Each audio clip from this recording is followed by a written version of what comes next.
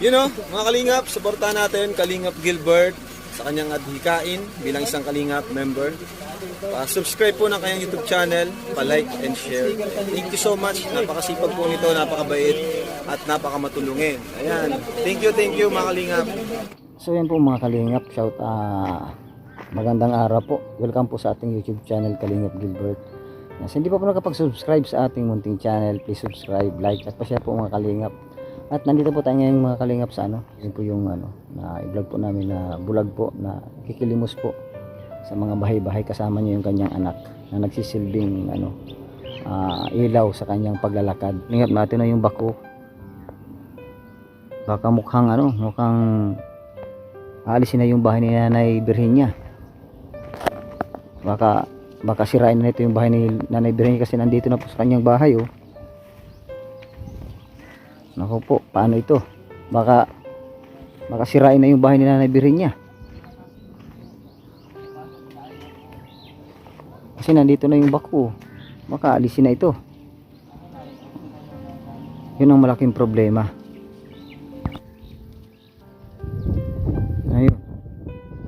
Yung asawa ni Nanay Virginia. Pasaan kaya yun?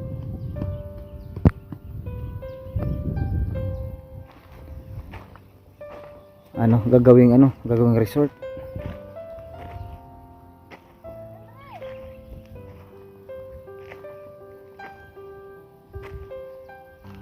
Yan, naroon yung anak ni Nanay Virginia.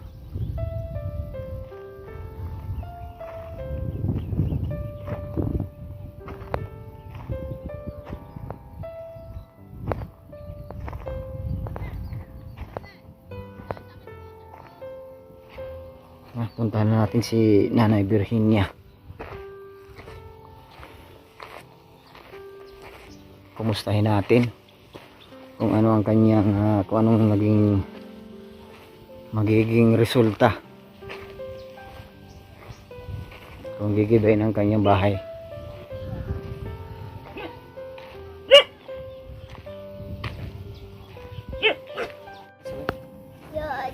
Sige to, pera ka bulan. Ayan po si Mr. J.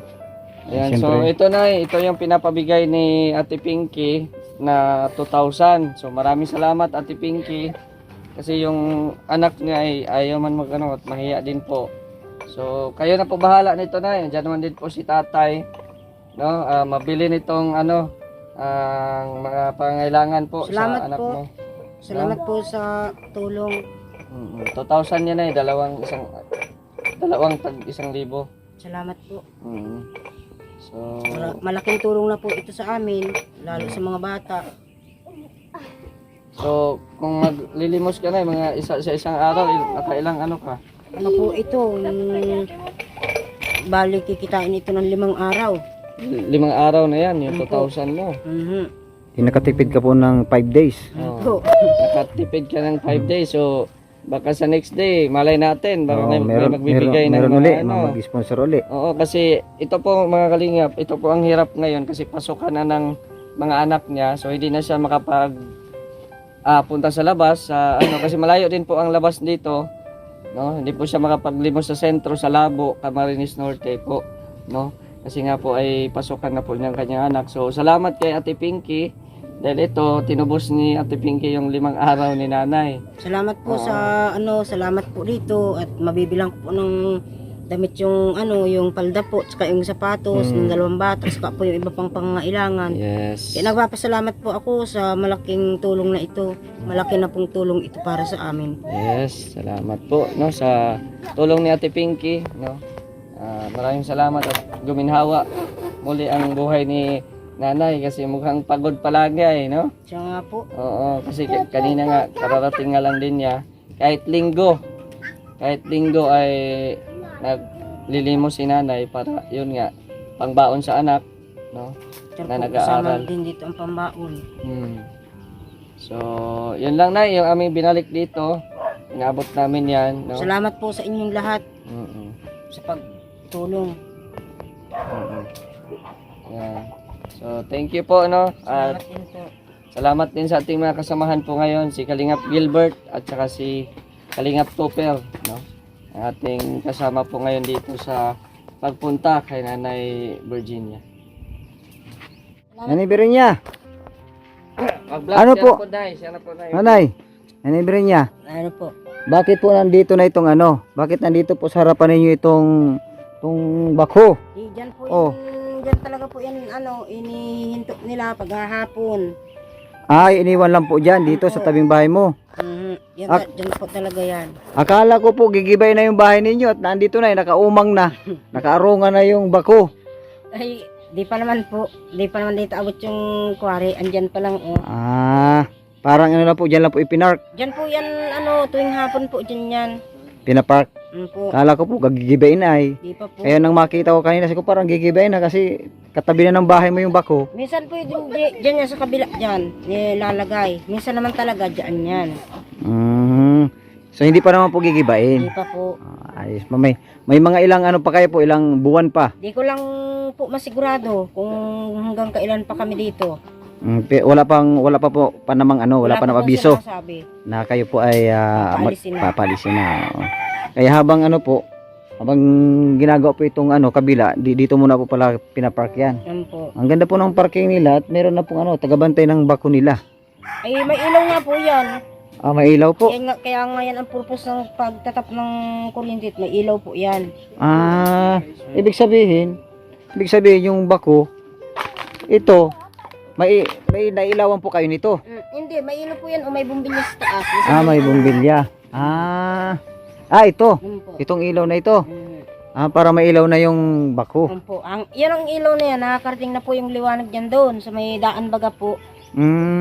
Kaya yan ay pag may ilaw yung bako, tapos yung mga aso, andyan sa paligid niya. Sa bako Nakabantay. Yan po. Ay, hindi mawawala ang bako. Ano po? At mahirap. Delikado po pag nandun baka delikado yan doon, baka pasanin. Di naman po yung basta-basta mo. Wala ay iniiwas lang po dyan. Kung may bumato, yung salamin lang dyan ang delikadong mabasag. Siya nga naman. Yung Pero salamin kung kasi. pagpasaan po ay di naman yan kaya. Hindi naman kaya. kala ko po ay nilagay dito sa may banyo at baka mapasan. Hindi naman pala kayang pasanin yan. Pero kita mo naman, kung may magpasan nga naman, di naman pala Mr. J mapasanin. At bigat naman pala yan. Kala ko mawawala. Battery lang po ang delikado naman dyan. Yung battery at saka yung salamin. Baka batuhin. Yung battery naman po, ay may naman yan. Yung baga pong may susi naman yan. Di nila basta makukuha. Po, yung lang, yung salamin lang ang niyan. Kaya dyan inilalagay baga po nila. Ay, kumusta po? Ano po kayo ngayon? Umalis ba kayo? Nag-alis po. Nakatulog nga po ako. Nagising pala ako. Titing nyo. Ay, siya po. Kumbaga, kasama naman po din yung yung lagi din kasamang anak. Po, at kahapon naman. Sa inyo pong naglaba. panghingi. Kahapon nga po, naglaba po kayo Po. Sabado. Ay, po, natuyo naman po. Ay, naku po, tiklupin. Tiklopin na. Kasi sobrang mainit po ay Po. Tag-init na ay ngayon po. Nasaan po si tatay? Nayan po sa kusina, siya ang naghuhugas ng plato. May lagnat nga po yung ganinang umaga. Sabi ko nga, anong pakiramdam mo? Ang sagot po sa akin, mawawala na lang yan. Di niya kailangan pa niyang anuhin niya. Wala nga niya tayong pera. Kaya po, ang sakit po kasi takot sa walang pera. Siya nga po. ang sakit po ay tumatakas sa walang pera at wala niya itong panggamot kaya tumatakas yung sakit sa mga walang pera. Sa awa baga po ng Diyos talagang yun po ang dahilan, yung awa po ng Diyos talaga. Kaya hindi po nagkakasakit. Nakaraang simana, yung bunso ang may lagnat. Baga po siya, yung nilalagnat siya, tapos sinasabay-sabay niya ng pagdumi. Parang ang dumi niya tubig. Obra, ngayon. Po. Di sabi ng bunso, mama, hilutin mo daw ako. Hilut ko sa iyo. Yung sabi ko naman, gas daw. Ay, sa awa naman po ng Diyos, nahilot ko siya dalawang beses baga po. Sa awa ng Diyos, nag-igi na yung kanyang pagdudumi, wala na rin yung lagnat niya. Grabe, gas.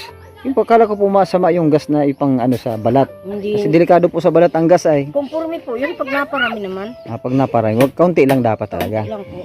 Yun kasi, Kumbaga, yung pong gas na yun, yung nakakapagaling siya ng yung baga pong may laging tabuan dyan, yung may singaw ang lupa. Kaya yun. Yung gas po ang gamot. Ang po na inihihilot doon sa tiyan niya. Pag masakit pala ang pag masakit pala ang tiyan ito ni Mr. J, hilutin ko dito ng gas. Mr. J, pag masakit ang tiyan mo, magsabi ka, hilutin kita ng gas. Uy, ranas ko yan. Ha?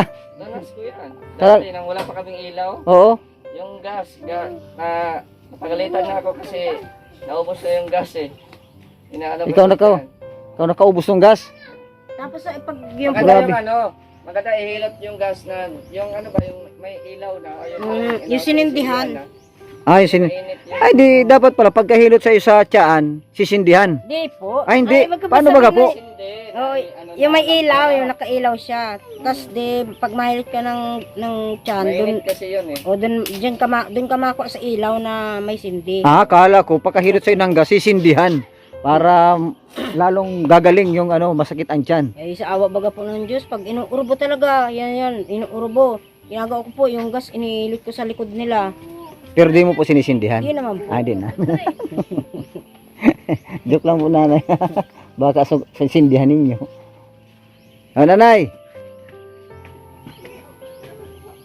Ano po yung mga anak po ninyo? Naka-enroll na po. Tapos na po. Ay, magaling talaga si nanay, antimano. Di ready na po sila sa pasukan. Ready na po. Oh, galing. Ready na. So, mag-ano na po kayo? Kayo na ang tagahatid niyan. Ay, taga-bantay pa po doon sa kinder. O paano po yung halimbawa tagahatid po kayo, mayroon po kayong araw na lang sa inyo pong Siya po. paglalabas May ninyo. na lang siguro, mga isang araw na lang sa loob ng isang linggo. Halimbawa, Martes, ganyan. O kaya ay Merkulis, Biyernes, gayaan. Dapat po pala kakausapin natin yung mga hinihinga ninyo na pag hindi kayo nakalabas ng Lunes hanggang Miyerkules, Huwebes, Biyernes, dodoblehin nila ang bigay. Hindi naman. Ay, kala ko po pwede natin kausapin ng ganyan ay gawa ng nakaano sila ay kung bagay na ipon, dodoblehin nila. Ay, di rin naman po. Gawa ng, siyempre, may mga nagpapasok din. Siya po. Kaya salamat din tayo dun sa mga nagbibigay po sa inyo, nanay, Nagpapasalamat po talaga ako.